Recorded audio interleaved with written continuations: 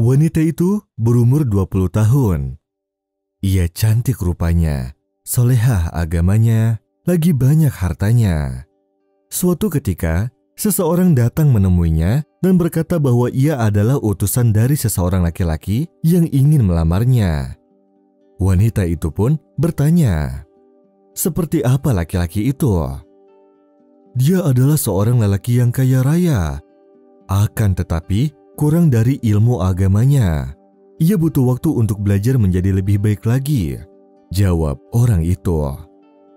Wanita itu menjawab, "Maaf, aku lebih memilih menikah dengan seseorang yang akan membawaku ke surga nanti, yang kesehariannya di dunia hanya untuk berbuat baik dan beribadah." Utusan tersebut pun kembali dan menyampaikan semuanya kepada lelaki tersebut. Seketika tampaklah kemarahan dan amarah yang sangat dari raut wajahnya. Kemudian ia berkata, "Aku akan menjadikannya datang kepadaku dan dalam keadaan memelas sambil merungkuk." Keesokan harinya si laki-laki itu pergi untuk menemui seorang dukun. Ia menyampaikan maksud dan tujuannya. Lalu dukun itu berkata, "Kembali lagilah padaku besok." Keesokan harinya, lelaki itu kembali. Lalu dukun itu berkata padanya, "Aku tidak mampu berbuat apa-apa kepada perempuan ini. Coba datanglah kepada seorang dukun di ujung desa. Kemampuannya lebih sakti dariku." Lelaki itu pun datang kepada dukun yang dimaksud dan menyampaikan hajatnya kembali. Namun kejadian yang sama terulang kembali.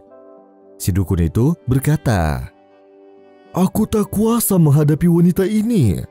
Coba datanglah kepada seseorang yang telah mengajarkan kami ilmu sihir.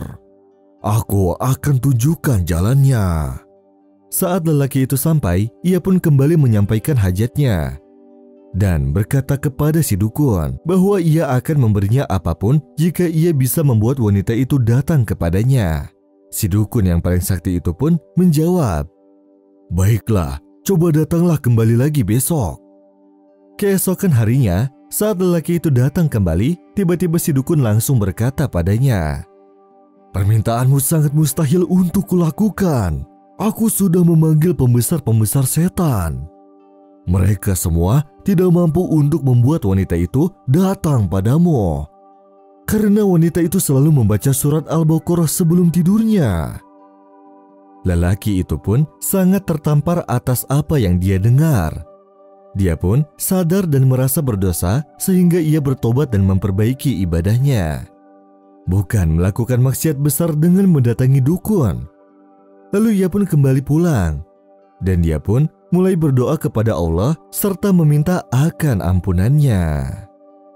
واتبعوا ما تتلو الشياطين على ملك سليمان وما كفر سليمان ولكن الشياطين كفروا يعلمون الناس السحر وما أنزل على الملكين ببابل هاروت وماروت وما يعلمان من أحد حتى يقولا إنما نحن فتنة فلا تكفر فيتعلمون منهما ما يفرقون به بين المرء وزوجه وما هم بضارين به من أحد إلا بإذن الله ويتعلمون ما يضرهم ولا ينفعهم ولقد علموا لمن اشتراه ما له في الآخرة من خلاق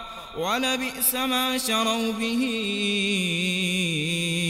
أنفسهم لو كانوا يعلمون ولو أنهم آمنوا واتقوا لمثوبة من عند الله خير لو كانوا يعلمون